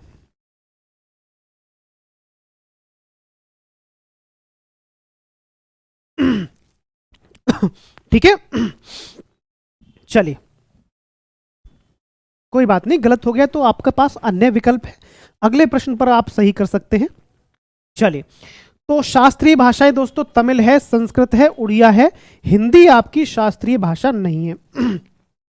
दोस्तों शास्त्रीय भाषा वो होती है जो किसी दूसरी भाषा से जन्म नहीं लेती है, जो कम से कम 2000 या 1500 वर्ष पुरानी हो, जो किसी दूसरी भाषा का उस पर प्रभाव ना हो, ठीक है। ये 2 खास बातें ध्यान रखना। शास्त्रीय भाषा हमारे भारत के अंदर 6 हैं जिन पर किसी दूसरी भाषा का प्रभाव नहीं है, यानी कि उनको उनको उनका जन्म किसी दूसरी भाषा से ना हुआ हो। हिंदी का जन्म तो भाई साहब अपभ्रंश से हुआ है ना। तो भारत के अंदर 6 भाषाएं ऐसी हैं जिनका जन्म किसी दूसरी भाषा से नहीं हुआ है, और जो लगभग 2000 से लेकर 1500 से लेकर 2000 वर्ष पुरानी है, ठीक है। ठीक है, चलिए यहां पर मैंने 6 भाषाएं हैं दोस्तों, जो है एक तो आपकी आ जाएगी तमिल, तेलुगु, ठीक है, कन्नड़, ठीक है, मलयालम, संस्कृत, ठीक है, ठीक है, और आपकी उड़िया, ठीक है, जो यहां पर 3 दी गई है, ठीक है, तमिल, संस्कृत, उड़िया दी गई है ना, तो उड़िया ये आपकी 6 शास्त्रीय भाषाएं हैं, ठीक है। इसके विषय में थोड़ा सा मैं आपको कंटेंट बता देता हूं। चलिए दोस्तों, हिंदी शास्त्रीय भाषा नहीं है, ठीक है। शास्त्रीय भाषा ऐसी भाषा होती है जिसका कम से कम 1500 से लेकर 2000 वर्ष पुराना इतिहास हो। कितना, 1500 से लेकर 2000 वर्ष पुराना इतिहास हो। साहित्यिक ग्रंथों एवं वक्ताओं की प्राचीन परंपरा हो। साहित्यिक, उनके साहित्य ग्रंथ बहुत पुराने हो, उनके प्राचीन वक्ता यानी कि उसको जानने वाले, उस साहित्य को, उस भाषा को समझने वाले बहुत पुराने हो, ठीक है। और साहित्यिक परंपरा का उद्भव दूसरी भाषाओं से न हुआ हो, यानी कि उनके अंदर जो साहित्य लिखा गया है उनका जो जन्म है किसी दूसरी भाषा से न हुआ हो। उस भाषा में लिखित आरंभिक ग्रंथों का इतिहास लगभग 1500 से लेकर 2000 वर्ष पुराना होना चाहिए। भारत में 6 भाषाएं अर्थात तमिल, तेलुगु, कन्नड़, मलयालम, ठीक है, संस्कृत, कन्नड़, मलयालम और उड़िया को शास्त्रीय का, ठीक है, शास्त्रीय का भाषा का, ठीक है, शास्त्रीय भाषा का, ये गलत हो लिखा, शास्त्रीय भाषा का दर्जा दिया गया है। तो मेरी बात समझ में आ गई। आप शास्त्रीय भाषा से जुड़ा हुआ प्रश्न गलत तो नहीं करके आओगे, ठीक है। सुत्तक, सुत्तक, सु, संस्कृत, उर्दू नहीं, संस्कृत, उड़िया, तमिल, तेलुगु, कन्नड़, हाँ, SU TTKM, हाँ बिल्कुल, बहुत बढ़िया, बहुत अच्छा इन्होंने ट्रिक बताई है। सुत्तक, ठीक है, संस्कृत, उड़िया, तमिल, तेलुगु और कन्नड़, हाँ ये था, यही तो लिखा ना सुत्तकम, तो तक हमें यही लिखा था ना आपने। चलो चलिए आगे बढ़ते हैं। निर्मला मैडम जी हैं, निर्मला देवी जलवायु परिवर्तन के बारे में समझ बनाने और इस बारे में एक समग्र संदेश प्राप्त करने के लिए इस विषय पर एक पाठ्य सामग्री पढ़ रही हैं। ठीक है, इनके हाथ में तो किताब ही नहीं दिख रही। पढ़ती हैं। इस प्रकार के पठन को क्या कहते हैं?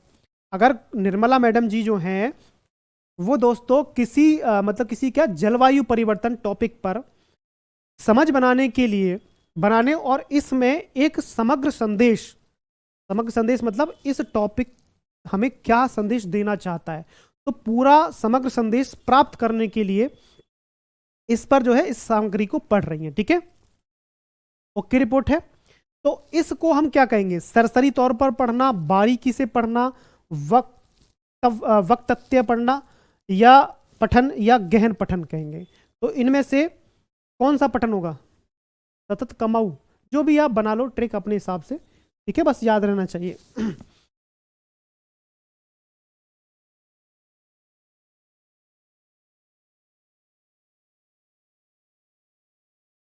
हाँ जी,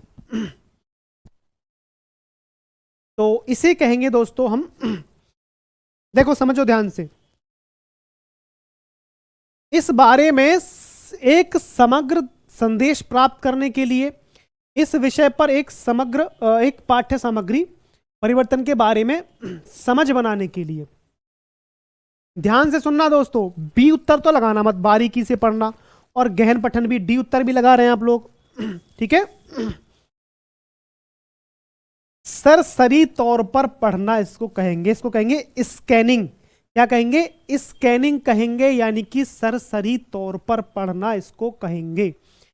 मतलब अगर आप किसी भी कंटेंट का शीर्षक जानने के लिए पढ़ रहे हैं या उसके बारे में उसके बारे में एक ऊपरी दृष्टि यानी कि समझ बनाने के लिए, अच्छा इस बारे में इसके अंदर ये कहा गया है, समझो ध्यान से।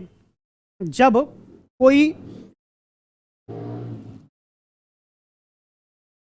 कोई लेखक कोई पाठक किसी भी कंटेंट को इस तरह पढ़ता है कि उसका केवल वो शीर्षक जाने, उसके बारे में समझ पैदा हो कि वो क्या संदेश हमें देना चाह रहा है, बस केवल समझ बनाने के लिए, तो ध्यान रखना उसे हम सरसरी तौर पर पढ़ना यानी कि स्कैनिंग कह सकते हैं।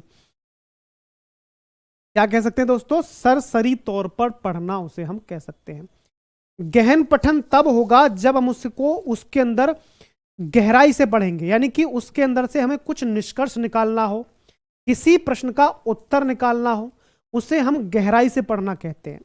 ठीक है, अगर यहां पर यह प्रश्न होता कि निर्मला देवी जलवायु परिवर्तन के अंदर परिवर्तन के बारे में परिवर्तन के टॉपिक से विशेष जानकारी प्राप्त करने के लिए उसे पढ़ रही हैं, विशेष जानकारी प्राप्त करने के लिए, तो वो गहन पठन होता। ठीक है, विशेष जानकारी प्राप्त करने के लिए पढ़ रही हैं तो उसे गहन पठन कहते हैं, लेकिन केवल समझ बनाने के लिए कर रहे हैं तो उसे सरसरी तौर पर पढ़ना भी। अब द्रुत पठन मतलब जल्दी जल्दी पढ़ने को ही द्रुत पठन या सरसरी तौर पर पढ़ना कहते हैं। आगे बात समझ में? हाँ, हाल आपने कहा कि यहां पर समग्र संदेश प्राप्त करने के लिए, मतलब समग्र संदेश का मतलब यह हुआ कि अगर कोई आप न्यूज पढ़ रहे हैं तो न्यूज पढ़ने के समय आप ये ध्यान रखेंगे कि ये न्यूज हमें क्या बताना चाह रही है, तो उसको हम सरसरी तौर पर पढ़ते हैं उस समय पर। उसके अंदर से कोई विशेष जब लिखा जाए ना कि विशिष्ट जानकारी प्राप्त करने के लिए, तो गहन आएगा। ठीक है, चलिए आगे बढ़ते हैं। कक्षा 6 की एक अध्यापिका अपनी कक्षा में निम्नलिखित कार्य करवाती है। 8 वाक्यों के एक छोटे से अनुच्छेद को 2 भागों में बांटा गया। 8 वाक्यों के एक छोटे से अनुच्छेद को 2 भागों में बांटा गया, या जोड़ों में बैठे ठीक है, प्रत्येक विद्यार्थी को हर एक दूसरा वाक्य दिया गया। जोड़े में 2 बच्चे बैठे, उनको प्रत्येक दूसरा वाक्य, 2 बच्चों को एक वाक्य, अगले 2 बच्चों को अगला वाक्य, अगले 2 बच्चों को अगला वाक्य, अगले 2 बच्चों को अगला वाक्य, इस तरह से दिया गया। ठीक है, प्रत्येक शिक्षार्थी एक दूसरे से वाक्य बताते हैं, मतलब ये 2 बच्चे इन 2 बच्चों को बात बताते हैं, ये 2 बच्चे इन 2 बच्चों को बात बताते हैं, ये दो बच्चे इन दो बच्चों को बात बताते हैं। तो मतलब सारे बच्चे एक दूसरे से बात, वो वाक्य बता रहे हैं जो उनको अलग अलग बताया गया है, ठीक है। और अब उन्हें पूरा अनुच्छेद लिखना है। अब बच्चों को वही चीज पूरी लिखनी है दोस्तों। क्या करनी है? वो जो वाक्य उन्हें बताए गए हैं उन वाक्यों को आपस में एक दूसरे को बताकर वो पूरा वाक्य मतलब पूरा अनुच्छेद लिखेंगे, ठीक है।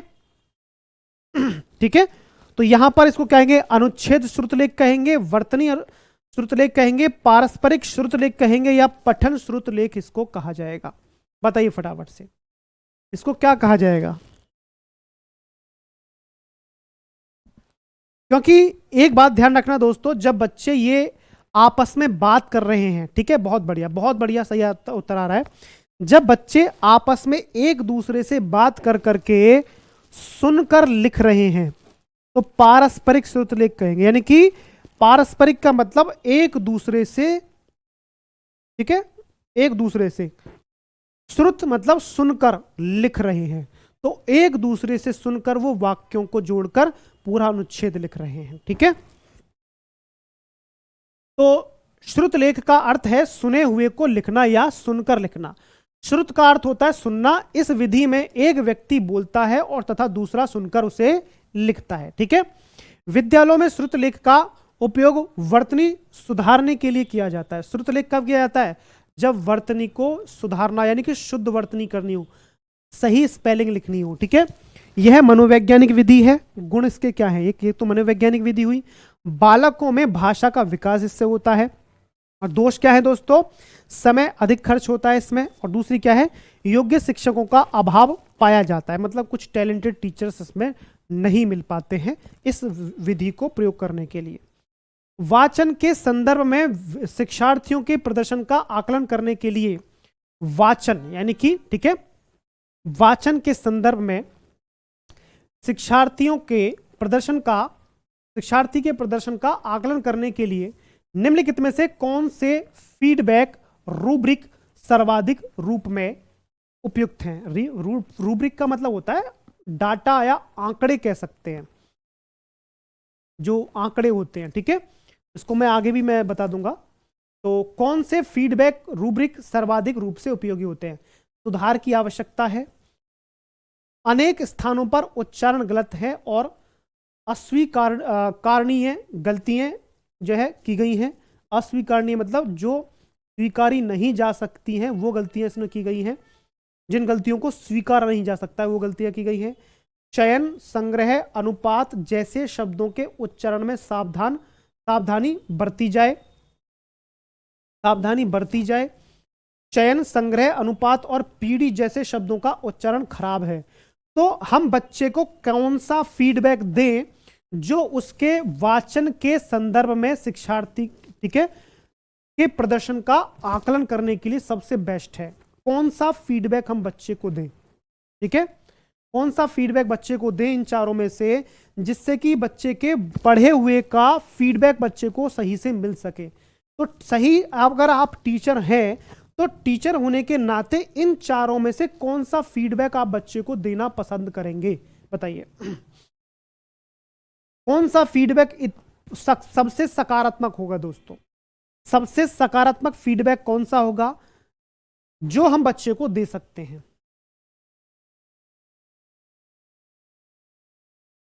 किसी ने ए उत्तर दिया है। जरा आप दोस्तों ये समझिए, अगर हम ए उत्तर दें कि सुधार की आवश्यकता है, ठीक है, हम कह दें, मान के चलिए जैसे अभी आप समझ रहे हैं विकास दिव्य कीर्ति सर का जो है यूपीएससी के बच्चों का इंटरव्यू की ट्रेनिंग कराते हैं, जो इंटरव्यू की प्रैक्टिस कराते हैं। जैसे कि हमारे सचिन एकेडमी पर इंटरव्यू की, अब समझिए केवीएस के विद्यार्थी हमारे पास आए, उनकी हमने सचिन सर ने इंटरव्यू की ट्रेनिंग कराई। तो अगर सचिन सर यही कह देते कि चलो सुधार की आवश्यकता है जाओ, तो उनको पता चलता कि क्या उनके अंदर क्या कमी है। तो ए उत्तर तो इसलिए नहीं होगा कि अगर अध्यापक बच्चों से कह दे कि सुधार की जरूरत है तो बच्चा क्या सुधार करेगा, उसे पता ही नहीं होगा कि क्या बीमारी है। टीचर का काम यह नहीं होता कि कमी निकाल दो बस बच्चे में, उसकी कमियों को इस तरह से बताए कि उसको बुरा भी ना लगे और उसकी कमियों में सुधार भी हो। तो ये ध्यान रखना चाहिए, कि बच्चे ने जब ये चयन, संग्रह, अनुपात, जब इन शब्दों का उच्चारण गलत किया तो टीचर ने क्या कहा कि चयन, संग्रह, अनुपात जैसे शब्दों के उच्चारण में सावधानी बरती जाए। बच्चा समझ जाएगा कि हाँ मैंने इन शब्दों में गलती की है और आगे से मैं इन चीजों में सावधानी बरतूंगा। तो कहते हैं ना ऐसे, वो आपने इंटरव्यू देखे होंगे, विकास दिव्य कीर्ति सर क्या कहते हैं, वो कहते हैं कि आपका बैठने का तरीका सही है लेकिन बार बार सभी को नमस्ते नहीं करना है आपको, ठीक है, और ड्रेसिंग सेंस आपका अच्छा है, और इस तरह से बताया जाए। सचिन सर ने भी बताया था कि ड्रेसिंग सेंस अच्छा है, आपको जो है इस तरह से नहीं करना है, वैसे करना है, वैसे करना है, नहीं ऐसे नहीं करना है। तो ये जो है ये तरीका होता है, थोड़ा सुधार की आवश्यकता है। केवल ऐसा ही कह दिया जाए तो बच्चा कहां से क्या सुधार करेगा बताओ। अगर कहा जाए कि इन चीजों में आप सावधानी बरतिए तो बच्चा समझ जाएगा कि हाँ यहां कमी है, ठीक है, समझिए। अब रूब्रिक क्या होता है दोस्तों, इसको समझ लेते हैं। तो रूब्रिक जिन्हें मानदंड पत्रक कहते हैं, मानदंड मतलब एक तरीके से जिन पर आप आंकड़े प्रस्तुत कर सकते हैं कि बच्चे की ये कमी है, ठीक है, एक तरीके से डाटा फीड हो जाता है उसके अंदर, मतलब ये कमी है, जैसे कि टिक लगाकर कि आपका बैठने का तरीका 80% ठीक है, आपका जो है नमस्ते करना आप थोड़ा सा सही कर रहे हैं, गलत कर रहे हैं। तो ये जो है आपका डाटा पत्रक होता है, मतलब आंकड़े संग्रहित करने का एक तरीके से चार्ट हम कह सकते हैं इसको, या कह सकते हैं थोड़ा सा लिस्ट कह सकते हैं, छोटी सी ग्रेडिंग योजनाएं कह सकते हैं इसको, स्कोरिंग गाइड कह सकते हैं इसको, ठीक है। रूब्रिक को क्या कह सकते हैं, मानक जो है मानदंड पत्रक, ग्रेडिंग योजनाएं या स्कोरिंग गाइड भी कहा जाता है, ठीक है। रूब्रिक जो है छात्रों और शिक्षकों दोनों के लिए एक मार्गदर्शक के रूप में कार्य करते हैं। इसका मतलब यह हुआ कि जब रूब्रिक के माध्यम से हम बच्चों को और अध्यापक दोनों के लिए सही कैसे होता है, अध्यापक उसमें यह चीज इकट्ठी कर लेता है कि बच्चे के अंदर ये चीजों की सुधार की आवश्यकता है और ये चीजें अच्छी हैं, ठीक है, पहली बात। आगे बात समझ में। और दूसरी चीज यह है कि बच्चे को अध्यापक बता सकता है इस रूब्रिक के माध्यम से, रूब्रिक के माध्यम से बच्चे को बता सकता है कि आपके अंदर ये वाली चीजों पर आप सावधानी बरतिए। मतलब एक तरीके से वो आंकड़े संग्रहित, मतलब एक तरीके से हम कह सकते हैं चार्ट, पोर्टफोलियो तो थोड़ा बड़ा हो जाएगा, पोर्टफोलियो थोड़ा बड़ा हो जाएगा। हम कह सकते हैं कि छोटा एक चार्ट हो सकता है, छोटी लिस्ट हो सकती है जिसमें कुछ कॉलम बने होंगे, ठीक है, जिसमें कुछ कॉलम बने होंगे, वो रूब्रिक होता है, ठीक है। तो बात समझ में आई। रिपोर्ट कार्ड, हाँ रिपोर्ट कार्ड हम कह सकते हैं।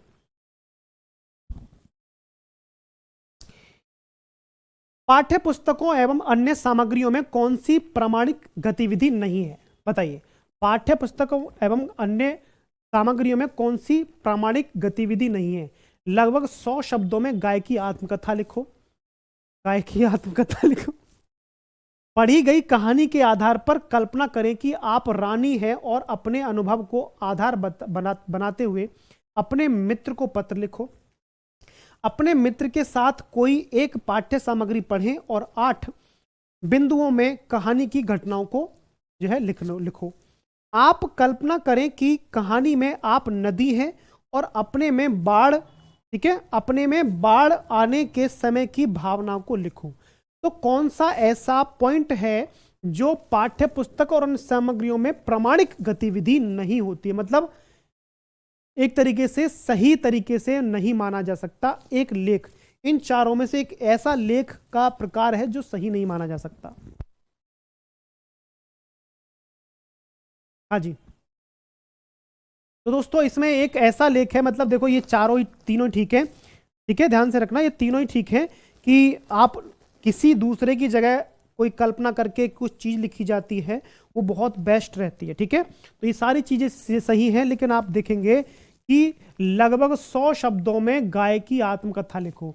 तो अब गाय की आत्मकथा में कुछ नया आप नहीं लिख पाओगे, कुछ क्रिएटिव नहीं कर पाओगे, कुछ सृजनात्मक नहीं कर पाओगे, कुछ विशेष नहीं कर पाओगे, कुछ खास नहीं लिख पाओगे, अपनी बुद्धि का विकास नहीं कर पाओगे, अपने मस्तिष्क से नया तर्क नहीं कर पाओगे अगर गाय की आत्मकथा पर 100 शब्दों में अगर लिखते हो तो, ठीक है। चलिए, लेखन के प्रक्रिया आधारित उपागम में, ठीक है, प्रक्रिया आधारित उपागम में संलग्न चरण कौन से हैं। मतलब अगर कोई लेख लिख रहे हैं तो प्रक्रिया आधारित उपागम, यानी कि एक तरीके से एक्टिविटी बेस्ड जो होता है, ठीक है। तो प्रथम प्रारूप तैयार करना, मानस मंथन, रूपरेखा तैयार करना, पुनरावृत्ति, प्रूफ रीडिंग, पुनरावृत्ति और अंतिम प्रारूप तैयार करना। तो ये जितने भी यहां दिए हैं उन्हीं को आगे पीछे करके आपको लिखना है। मुख्य बिंदुओं को लिखना, प्रथम प्रारूप लिखना, प्रूफ रीडिंग और लेखन। तो कौन सा सही क्रम होगा लेखन के दौरान, ठीक है, जिसमें आप एक्टिविटी बेस्ड आप एक मेथड तैयार करोगे, ठीक है। क्या नहीं दिखा? हाँ जी, आपकी लगभग 15 तारीख तक क्लास चलेंगी, ठीक है, 15 तारीख को लास्ट कर देंगे। बताइए। हाँ जी, तो कौन सा सही होगा, हम किस लेखन के समय किस चीज को पहले रखें? तो समझिए दोस्तों, ब्रेन स्टॉर्मिंग यानी कि मानस मंथन करेंगे, सोचेंगे, विचार करेंगे, फिर हम इसका रूपरेखा तैयार करेंगे, एक कह सकते हैं ना कच्चा चिट्ठा, ठीक है, रूपरेखा तैयार करेंगे मस्तिष्क में। फिर उसको हम प्रथम प्रारूप देंगे, मतलब पहला रूप देंगे कि हाँ इसको ऐसे बनाया जा सकता है। मान के चलिए कोई पुल बना रहा है इंजीनियर, तो वो क्या करेगा, पहले वो सोचेगा कि कैसे पुल बनाया जाए, फिर उसकी एक रूपरेखा तैयार करेगा, स्ट्रक्चर, ठीक है, स्ट्रक्चर तैयार करेगा, और फिर उसका एक कच्चा चिट्ठा मतलब पहला प्रारूप तैयार करेगा, मतलब एक तरीके से मॉडल तैयार करेगा, ठीक है। उसकी पुनरावृत्ति उसे, ठीक है, उसको फिर देखेगा, समझेगा क्या चीज है, मतलब कच्चा चिट्ठा मतलब छोटा सा ही पुल बना देते हैं, जैसे कि मतलब कमरे के अंदर ही जो है लकड़ियों से या थर्माकोल से, इस तरह से। द बर्निंग ट्रेन आपने यदि फिल्म देखी होगी तो उसमें ट्रेन का एक स्ट्रक्चर बनाया जाता है कि ये ट्रेन हमने तैयार की है, ये ट्रेन ऐसे होगी, ऐसे बनेगी ये ट्रेन, ठीक है। प्रूफ रीडिंग होगी दोस्तों, उस पर जो है उस पर चीजें दिखाई जाएंगी, मतलब उसको दिखाया जाएगा कि उसमें उसका जांच पड़ताल होगी कि ये सही है गलत है, कहाँ इसमें कमियां आ सकती हैं। जो लेखन होता है, जैसे कि मान के चलिए आप एक तरीके से मैं कहूं कि आप किसी भी विषय के अध्यापक हैं और आप एक पेपर बना रहे हो, तो पेपर बनाते समय आप पहले मानस मंथन करोगे, उसकी रूपरेखा तैयार करोगे, उसमें कितने क्वेश्चन होने चाहिए, कहां से क्या क्वेश्चन होना चाहिए, प्रथम प्रारूप तैयार करोगे कि इस तरह का पेपर बन गया है।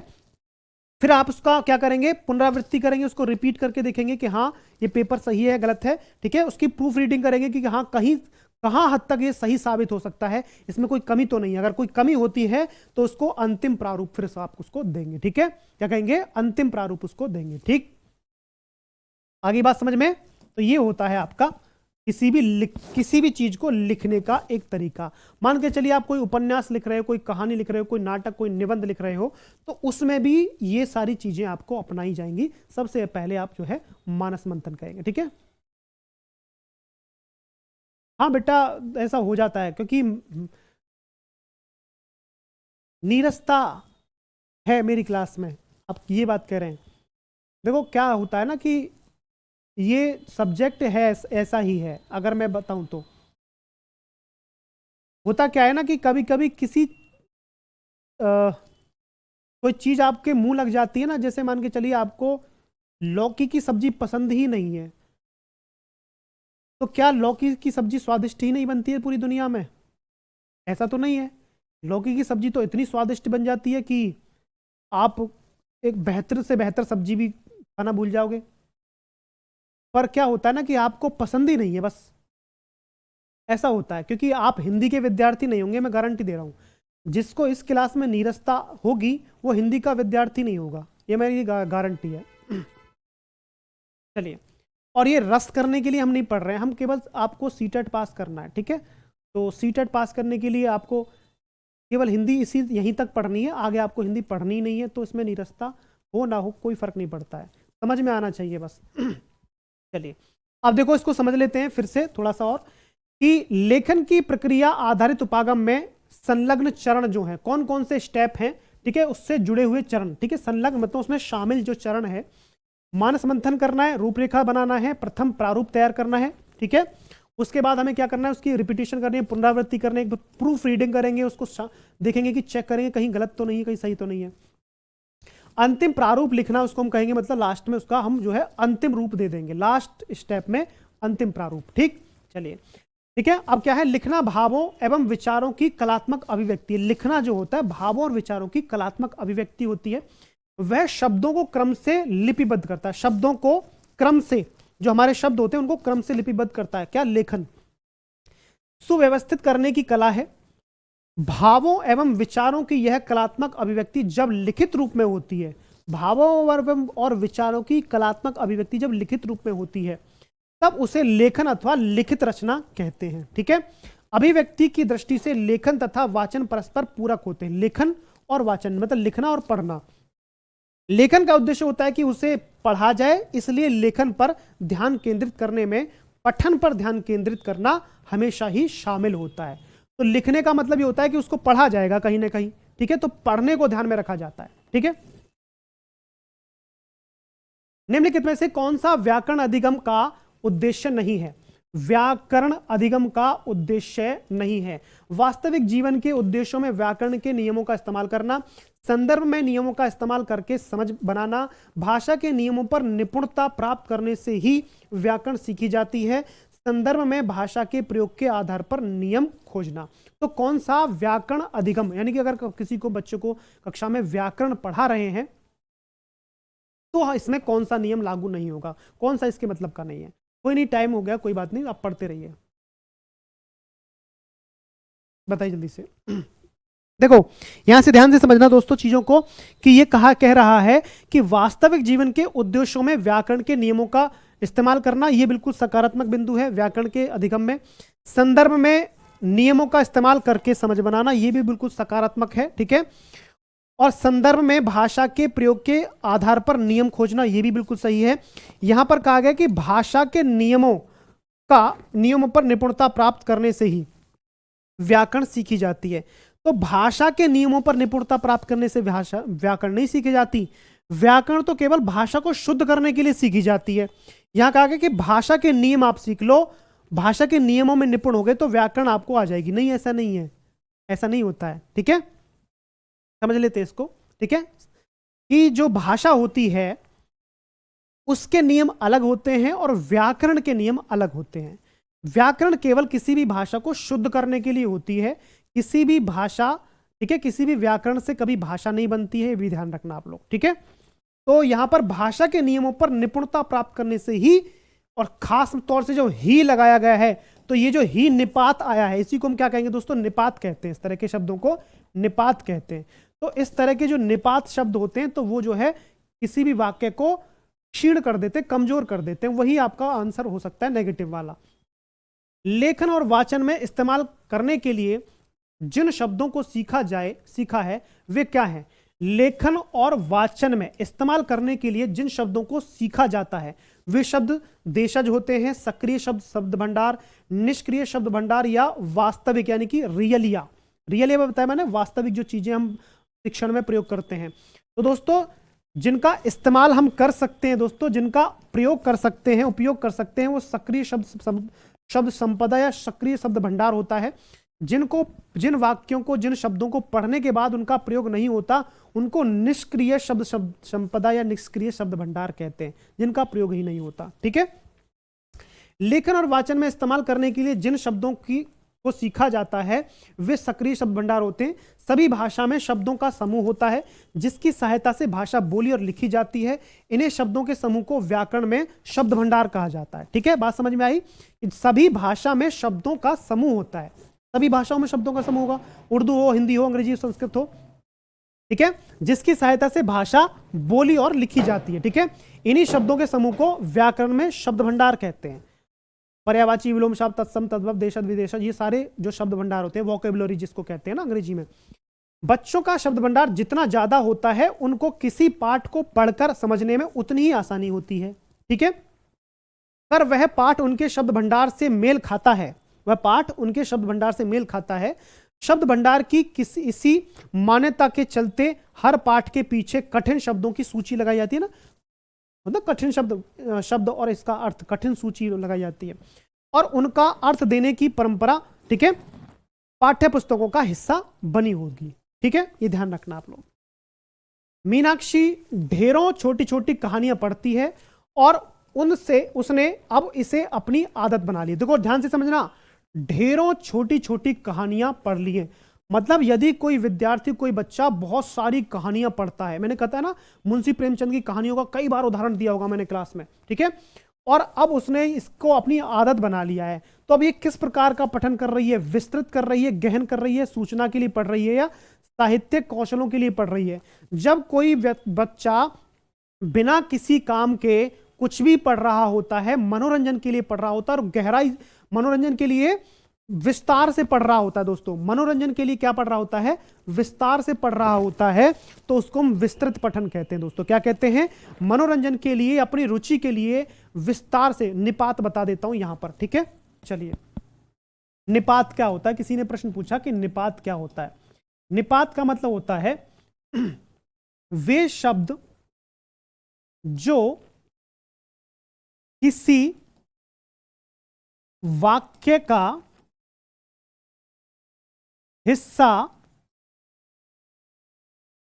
न होते हुए भी, ठीक है, हिस्सा न होते हुए भी उस वाक्य में, ठीक है, जुड़े होते हैं, ठीक है, उस वाक्य में जुड़े होते हैं दोस्तों, ठीक है। इनका काम क्या होता है? ये शब्द उस वाक्य में प्रभाव डालने के लिए जोड़े जाते हैं। क्या दोस्तों? प्रभाव डालने के लिए, डालने के लिए जोड़े जाते हैं, ठीक है। जैसे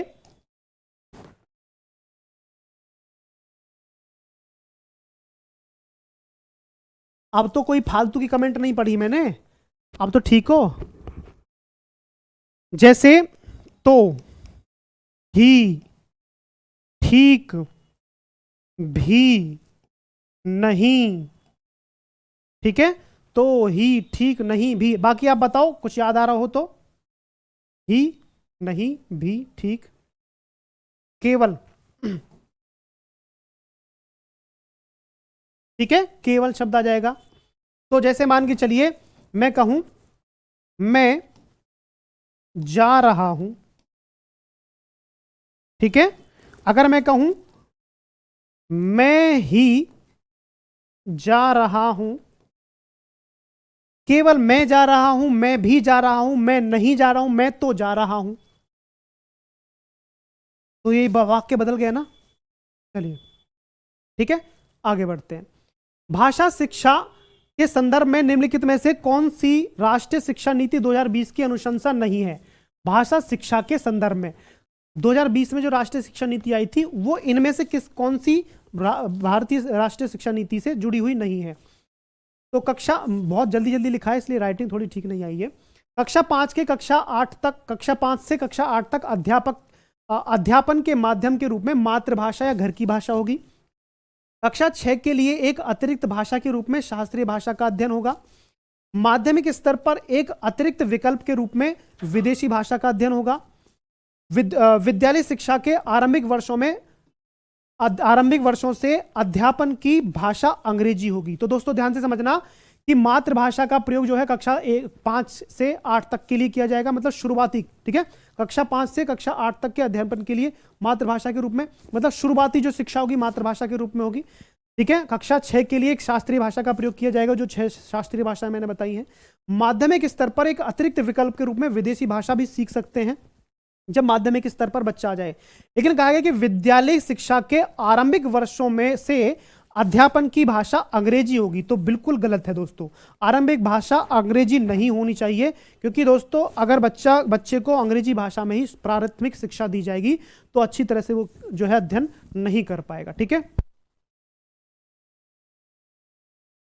चलिए दोस्तों इसको यहीं लास्ट कर देते हैं, क्लास है अभी आपकी शायद, ठीक है।